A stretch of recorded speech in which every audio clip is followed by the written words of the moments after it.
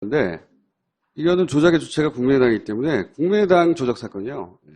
일단 제목부터 바꿔야 된다고 보고 이제 지금 모든 언론의 관심사는 단독범이냐, 공범이 있느냐, 지지자가 있느냐 이거에 꽂혀 있는데 그것도 물론 중요하죠. 중요한데 저는 주목하는 지점이 좀 다릅니다. 뭐냐면 5월 5일 날 기자회견을 하면서 당시 녹취록의 일부를 그때 공개를 했었어요. 대화 내용 일부를. 근데 그 중에서 저는 그때부터 이상했던 게 있었어요. 뭐냐면 당사자가 동생하고 녹음했다는 거잖아요. 근데 이유미 씨는 문준용 씨하고 일면식도 없는 사람인 거예요. 그렇죠. 파슨스에 가본 적도 없는 사람이고. 그러니까 아무것도 모르는 사람이에요. 민준용 씨에 대해서. 그쵸? 이제 그렇게 생각하고 당시의 녹취록 일부분을 같이 보자고요. 이런 얘기가 나와요. 2008년 9월부터 파슨 디자인 스쿨 대학원을 다닌 이 동료라고 이제 설명한단 말이죠. 기자회견 때. 물론 뭐 거짓말입니다만. 당시에는 이렇게 설명을 했어요. 이 시기는 정확하게 맞아요. 문준용 씨가 그때 다녔다는 시기. 이렇게 시작을 하는데, 이런 얘기를 합니다. 소속기관에 생겼으니 고용정보원이죠. 이력서의 한줄을 채우고 나서 토플 학원 다니면서 놀러 다녔다. 그러니까 자기는 거기 공짜로 들어갔고 거의 아버지 백으로 토플 학원 등록해놓고 띠까띠까 다녔다는 거예요. 이 토플 학원을 다녔다는 건 공개된 정보가 아니에요. 생각해 보시면. 이력서에 토플 학원 담임 어디 쓰나요? 안 써요. 네. 그러니까 잘 아는 사이라는 인상을 주기 위해서 이 멘트를 한 거란 말이죠. 내가 들었는데 토플 학원 다녔다던데? 띠까띠까 하면서 이런 말 쓴 거예요. 근데 이건 제가 문준용 씨한테 직접 확인한 건데 본인은 토플 학원을 다닌 적이 있긴 있어요. 유학을 가려면 학원을 어디든 다니긴 하겠죠. 영어 성적이 필요하니까. 토플 학원을 다닐 수도 있고 토플을 독학할 수도 있고 영어를 잘할 수도 있죠. 그건 모르는 겁니다. 근데 제가 왜 그걸 주목했냐면 이 녹취기가 공개되고 나면 당연히 기자들은 반대로 이걸 가지고 문준용 씨 혹은 민주당 측에 확인하려고 할 거 아닙니까? 토플 학원 다닌 적 있어? 없대는데 여기서 깨지는 거예요, 그냥. 그쵸? 이거는 기자회견을 하고 바로 국내에 있는 모든 기자들이 검증을 하거나 혹은 물어본단 말이죠. 없는 사실을 말할 수 없는 거예요. 상상으로 생각해 보세요. 말하는 즉시 확인해서 아니라고 반론이 제기되면 그럼 바로 깨지는 거를 말하겠어요? 상상으로 안 다녔으면 어떡하지? 라고 생각되면 말할 수 없는 내용이에요, 실제로는. 다녔다는 사실 어떻게 알죠? 작은 일인데 그리고 예를 들어서 에세이 뭐 혼자 다 한 걸로 썼다. 한마디로 말해서 실력도 없는데 거기 내는 에세이에다가 다 혼자 썼다. 이런 말이에요. 이것도 저는 확인해 봤어요. 물론 에세이가 있고. 근데 왜 이런 걸 자기는 이렇게 쓴 적이 없다고 하는데 문준용 씨는 왜 이렇게 썼을 것 같냐? 내가 물어봤어요. 그거는 이 미술 분야에서 보통 포트폴리오를 내고 그리고 그게 굉장히 중요하기 때문에 과장하는 경우가 종종 있는 게 요 분야에서의 특징이래요. 그러니까 그 추정은 이 분야에 대해서 잘 아는 사람인 것 같다. 다 이렇게 하진 않는다는 거예요. 당연히. 근데 왕왕 이런 게 문제가 되는 수가 있다. 그리고 제가 이제 특히 다른 것도 있지만 자잘한 거 특히 주목했던 부분이 이건데 수임현 수석인가 딸도 거의 동갑인데 그런 식으로 은행 꿀보직에 들어갔다고 지나가듯이 말을 해요. 여기서 이제 청와대 시절의 시민사회 수석 이 당시에 그러니까 문재인 대통령이 노무현 정부 시절에 청와대 근무할 때 같이 근무했던 시민사회 수석이 누구냐? 그러면서도 또래의 딸이 있고 그 딸이 은행에 간 사람이 누구냐? 이거 알 수 없는 정보잖아요. 그래서 내가 인터넷 검색해봤어요. 이강철 전 수석을 의미하는 것 같아요. 이강철 전 수석은 인터뷰를 한 번 한 적이 있어요. 언론에. 2009년인가? 2009년일 겁니다. 2009년에 본인이 이제 35년간 민청학년 사건으로 엮인 적이 있어요. 근데 그 무죄 판결을 그때 받았거든요. 그게 2009년인가 그래요. 그러면서 기자들이 전화를 합니다. 무죄를 받았으니까 35년 만에. 무죄 받은 것에 대해서 소감을 물으니까 막 기쁘다 이런 얘기 하면서 딸도 결혼하는데 은행 다니던 딸이 결혼한다는 한 문장을 말하는 게 있어요. 이강철 전 수석은 문재인 대통령과 형님 동생 하는 정도의 사이. 그러니까 직장 동료인데 아마도 과거에 이 민초항영 사건의 이런 민주화운동 인연으로 해서 아는 사이였던 것 같아요. 나도 몰라 자세히는. 그래서 물어봤어. 문재용 씨한테. 여기서 시민사회 수석이 누구를 지명하지 않느냐? 모른다. 그럼 이강철 시민사회 수석을 아느냐? 모른다. 이강철 시민사회 수석에게 딸이 있다는 걸 아느냐? 모른다. 딸이 은행을 다니는 걸 아느냐? 모른다. 딸이 거의 또래인 걸 아느냐? 당연히 모른다. 본 적도 없고 모른다는 겁니다. 전혀. 그러니까 이런 스토리를 구성하려면 문재인 대통령과 이강철 수석이 사적인 관계가 있다는 걸 알아야 되죠. 일반인들은 몰라요. 파슨세에 다니는 모 씨가 있는데 그 모 씨의 이메일 주소를 줬기 때문에 국민의당에서는 그 이메일이 온 만큼, 이메일 주소를 알려준 만큼 실존 인물로 생각했다 이렇게 말하거든요. 그 A 모 씨가 파슨스에 다닌 것 같긴 해요. 페이스북이나 이런 거 보면. 그런데 적어도 문준용 씨하고 같이 다니는 사람은 아니에요. 또 확인해 보니까. 문준용 씨하고는 자기하고 같이 그 대학원에 들어간 사람 한국 사람 6명인데 그중에 김 씨는 없다. 김모 씨거든요. 나중에 그러니까, 문준용 씨 친구가 얘기를 했었죠. 그렇죠. 6명이라고 얘기했고 이 사람은 아닌 것 같다. 당사자는 나밖에 없는데 나는 얘기한 적 없다. 이렇게 그렇죠. 얘기를 했죠. 조건에 맞는 사람. 그때 김 씨라는 말이 안 나왔어요. 근데 김 씨라고 이제 얘기가 나왔거든요. 김 씨는 없다 그때. 그러니까 존재하지 않는. 그러니까 파슨스에 다녔는지는 모르겠으나 어떤 특정 시점에 문준용 씨와 겹치는 부분이 없는 거예요. 이게 이유미 씨가 자 그러면은 문준용 씨를 엿먹이기 위해서 내가 상상으로 뭔가 대화록을 만들어내야지 한다고 만들어진 내용들이 아닙니다. 이게. 그러니까 이유미 씨 혼자서 알 수 없는 혼자서 알 정보들로 수 없다는 거죠. 이 소스, 그러니까 대화록을 만들기 위한 소스는 누군가 제공했어야 한다는 겁니다. 그리고 그 소스는 기본적인 사실관계는 거기 정확하게 적혀 있었던 거예요. 그렇게 생각하지 않으면 안 풀리잖아. 소스를 누가 줬냐는 거죠. 원래 유력 정치인 혹은 청와대에 근무한 수석급들 되면 가족들도 사실 사찰의 대상이 됩니다. 실제. 그렇죠. 저는 이렇게 오랜 시월 지속적으로 특정 정치인이나 청와대 수석급들의 가족들 정보까지 취합하고 있으려면 이거 국정원 정도 돼야 된다는 거죠. 지난주부터 계속 국정원을 밀어요. 그렇지 않은 기관 혹은 개인이 이런 정보를 취합해가지고 그 소스로 제공할 수 있나. 뭔가 소재들이 알차게 제공됐다. 노무현 정부 시절의 수석들이 그런 식으로 인사청탁하여 들어갔다. 문정 혼자가 아니다. 라고 이야기를 만들면 신빙성이 더 올라갈 테니까 국정원이라고 한다면 국내 정치의 대선 기간에 직접적으로 개입한 거거든요. 만약에 이렇게 나온다면 이거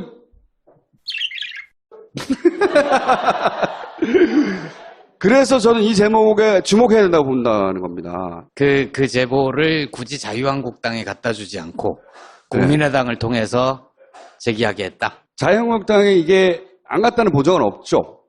자유한국당도 문준용 씨에 대해서 여러 가지 얘기를 많이 했으니까. 그러면 이제 국정원 적이라고 하고 국정원 적이다. 그게 어디까지 올라간 거예요? 이유미 단독?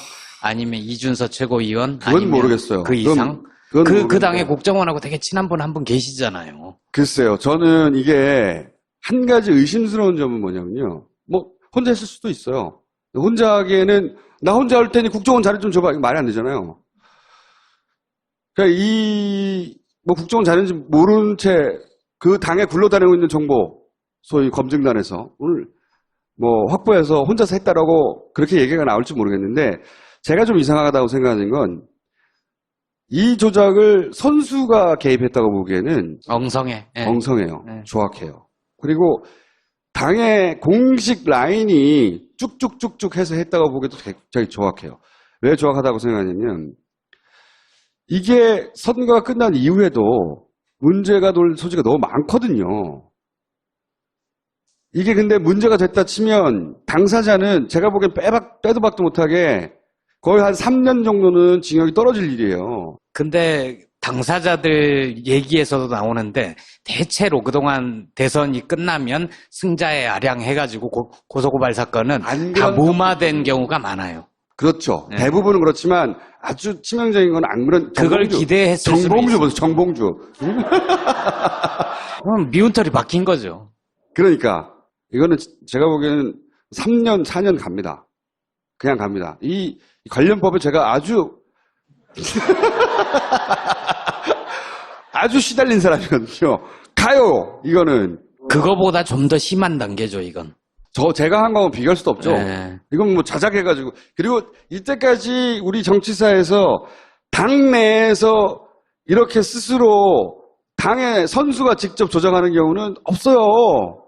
대부분 배우를 영입하거나 외부에 누군가를 끌어오거나 갑자기 뭐 폭로라고 튀어나와서 기자회견을 하거나 북한에다 총 쏴달라고 하거나 자기들이 직접 책임지지 않을 수 있는 범주를 치고 나서 근데 이거 당연히 직접 있잖아.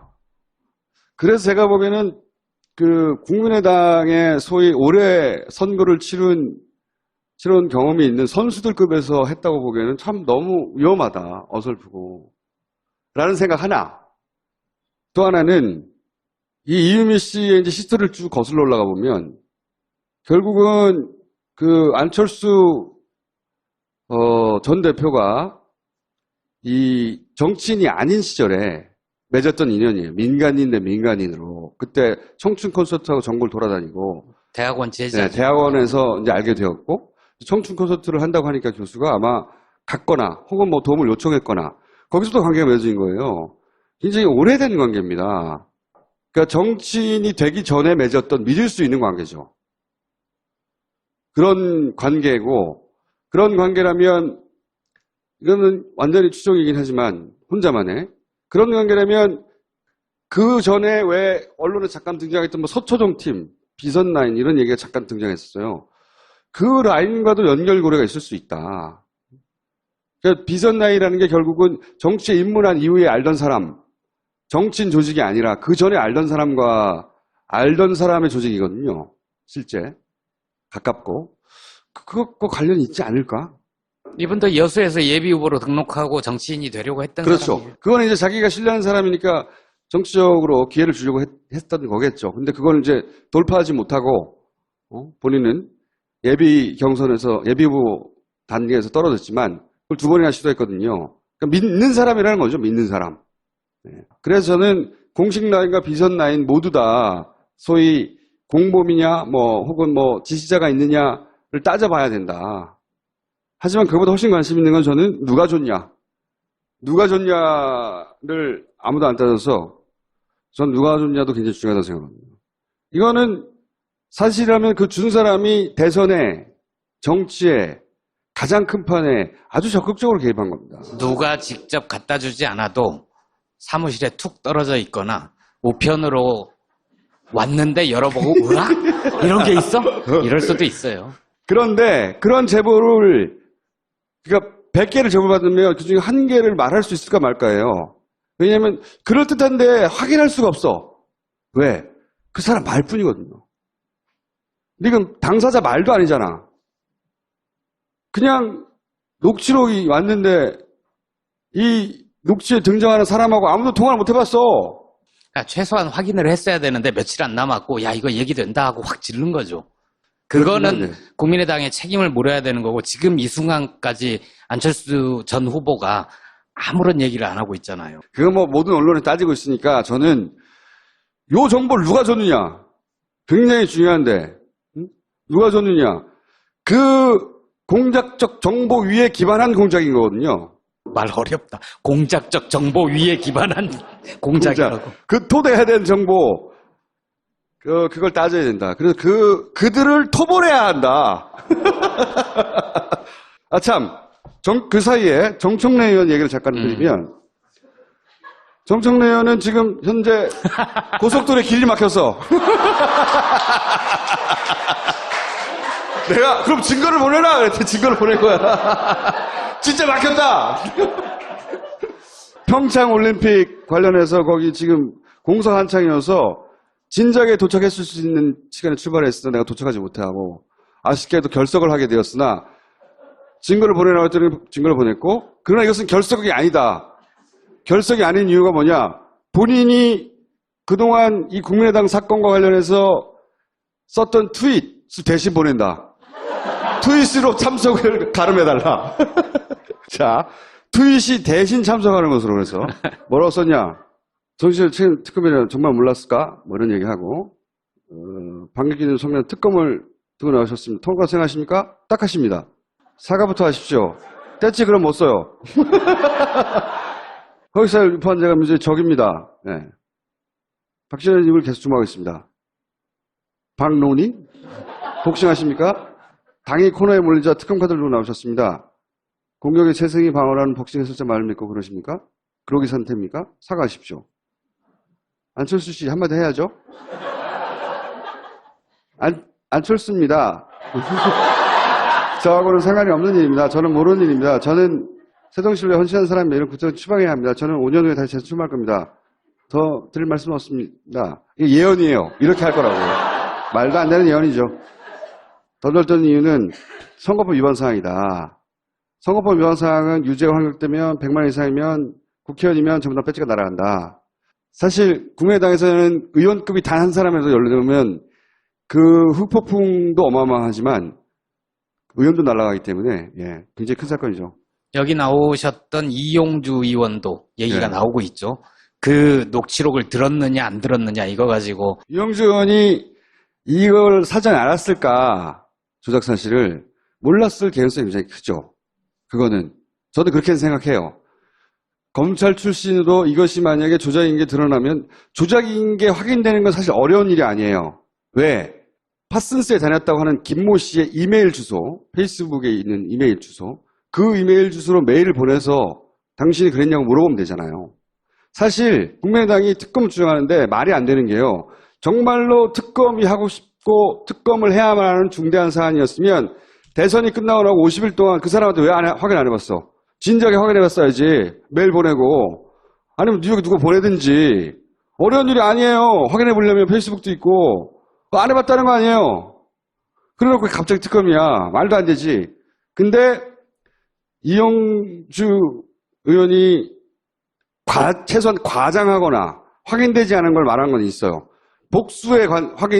복수로부터 확인하였다. 이런 이야기들. 복수는 그냥 당사자한테도 확인이 안 된 거잖아. 이 대목에 대해서는 본인도 제가 보기에는 도의적 책임을 넘어서는 법적 책임을 묻게 되는 상황이 올 수도 있어요. 왜 그렇게 말했냐고. 물론 뭐 본인은 이것뿐만이 아니라 다른 여러 가지 정황상 뭐 이렇게 말할 수도 있는데 어쨌든 이 건을 여러 사람을 통해 확인했다는 거는 사실이 아니니까. 예언, 안철수입니다. 송환은 버릇 잘 몰랐다. 잘 모르면 이런 예언을 했어요. 예. 의미 없죠. 구속영장이 발부되면 입장 표명을 한다. 제가 뭐 좀 늦긴 해요.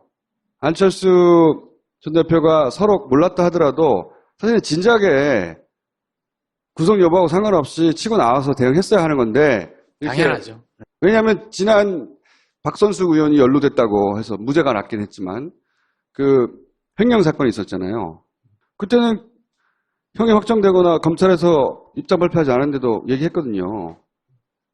신속하게 해야 된다고 그러는데 왜 이렇게 미적거리는지 모르겠네. 정청래 입장은 입장 표면도 법원 판단에 따라 수위적으로 하겠다는 건가? 그럴 거면 대법원 판결을 기다렸다 하는 게 좀 더 명확하지 않을까? 계산하지 좀 화끈하게 해라. 예. 누구나 할 수 있는 이야기죠. 끝! 자, 이것으로 정청래 의원의 출연을 마치겠습니다. 박수 부탁드립니다. 토플 학원 다니면서 놀러 다녔다. 그러니까 자기는 거기 공짜로 들어갔고 거의 아버지 백으로 토플 학원 등록해놓고 띠까띠까 다녔다는 거예요. 이 토플 학원을 다녔다는 건 공개된 정보가 아니에요. 생각해 보시면. 이력서에 토플 학원 담임 어디 쓰나요? 안 써요. 네. 그러니까 잘 아는 사이라는 인상을 주기 위해서 이 멘트를 한 거란 말이죠. 내가 들었는데 토플 학원 다녔다던데? 띠까띠까 하면서 이런 말 쓴 거예요. 근데 이건 제가 문준용 씨한테 직접 확인한 건데 본인은 토플 학원을 다닌 적이 있긴 있어요. 유학을 가려면 학원을 어디든 다니긴 하겠죠. 영어 성적이 필요하니까. 토플 학원을 다닐 수도 있고 토플을 독학할 수도 있고 영어를 잘할 수도 있죠. 그건 모르는 겁니다. 근데 제가 왜 그걸 주목했냐면 이 녹취기가 공개되고 나면 당연히 기자들은 반대로 이걸 가지고 문준용 씨 혹은 민주당 측에 확인하려고 할 거 아닙니까? 투표하고 다닌 적이 있어? 없대는데 여기서 깨지는 거예요, 그냥. 그쵸? 이거는 기자회견을 하고 바로 국내에 있는 모든 기자들이 검증을 하거나 혹은 물어본단 말이죠. 없는 사실을 말할 수 없는 거예요. 상상으로 생각해 보세요. 말하는 즉시 확인해서 아니라고 반론이 제기되면 그럼 바로 깨지는 거를 말하겠어요? 상상으로 안 다녔으면 어떡하지? 라고 생각되면 말할 수 없는. 딸이 은행에 간 사람이 누구냐. 이거 알 수 없는 정보잖아요. 그래서 내가 인터넷에서 검색해 봤어요. 이강철 전 수석을 의미하는 것 같아요. 이강철 전 수석은 인터뷰를 한 번 한 적이 있어요. 언론에. 2009년일 겁니다. 2009년에 본인이 35년간 민청학년 사건으로 엮인 적이 있어요. 근데 그걸 무죄 판결을 그때 받았거든요. 그게 2009년인가 그래요. 그러면서 기자들이 전화를 합니다. 무죄를 받았으니까 35년 만에.